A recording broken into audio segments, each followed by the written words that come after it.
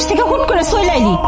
তোর আসতে গেছে কেনা? তুমি আমার সাথে এমন করতেছো কেন? আমি আইছি তুমি খুশি হবে? খুশি হবো না কেন? খুশিতে মনে হচ্ছে নাচি। আর কি আর কমু? একবারও চিন্তা করলি না যে তোর টাকা দিয়ে এই সংসার চলে? তুই যে চলে আসলি আমাদের এই সংসারটা কি অবস্থা হইব? আমি 8টা বছর পরে দেশে আসছি, আমার দেখা তোমরা খুশি তো হওই নাই, বরং এমন ব্যবহার করতেছো যেন আমি কোন একটা পাপ করে দেশে আসছি। কি করছি কি আমি? আমার প্রতি তোমাদের একটা দেখতে কেন? তোমার যে 8টা বছর বিদেশে পাঠাইছি, লক্ষ লক্ষ টাকা দিনা, 8 লাখ টাকা মানুষের কাছে আমি দিনা, এই টাকা শোধ করবো কেনা? মিয়া ভাই 8 লাখ টাকার কথা কইতেছো? এই 8টা বছরে তোমাদের 8 লাখ টাকা শোধ হয় নাই? আমি তো 30-40 লাখ টাকার বেশি পাঠাইছি।